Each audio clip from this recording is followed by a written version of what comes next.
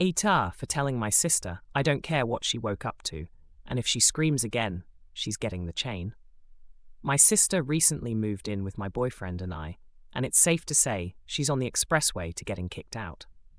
My boyfriend has a large collection of ball pythons. He's a breeder. He sells to other breeders, zoos and animal parks, as well as simply keeping a few snakes as pets. The collection grows and shrinks as snakes age.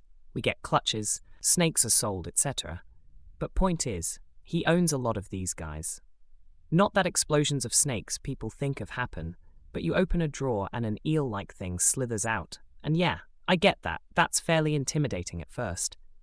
Sister is on and off scared of them, as in one day she's absolutely adoring them and hugging them and such, and the next she's screaming in horror if one slithers out and looks at her. Thing is, she didn't wake up with the ball python in her bed. Nothing was anywhere near her bedroom.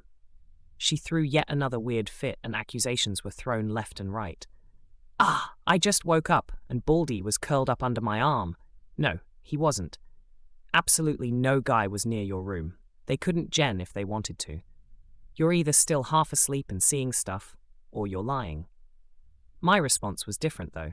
I laughed at her and told her I didn't fucking care if she woke up with an 11-foot boa.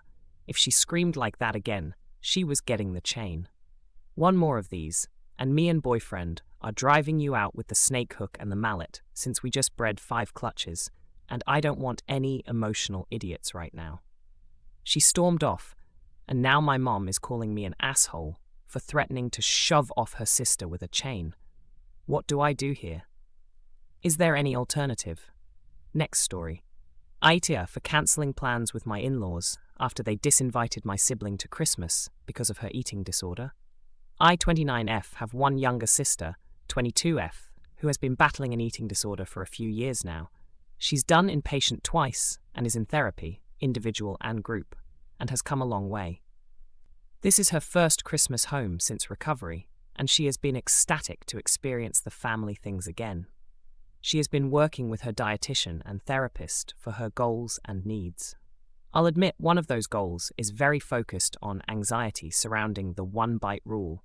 My husband's 28Me family does at all holidays gatherings. In his family, wasting is a huge deal because of traditions, and one bite of food must be taken from everything, less if okayed by the host. I ran this by my sister to not spring stuff on her last minute, but she took it incredibly well. She even offered to cook some things with my kids, and she was coming down a week before Christmas.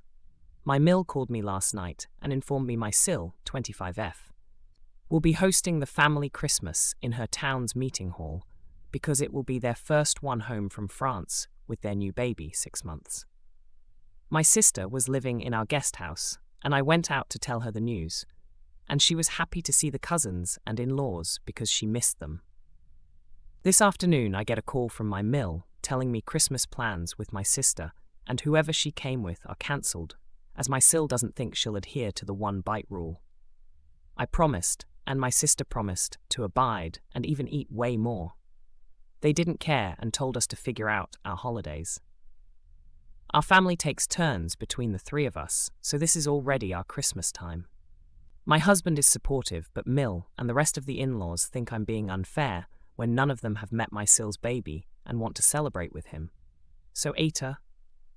Next story. AITA for cutting my parents off because of a shoe. After high school, I was lost for what to do.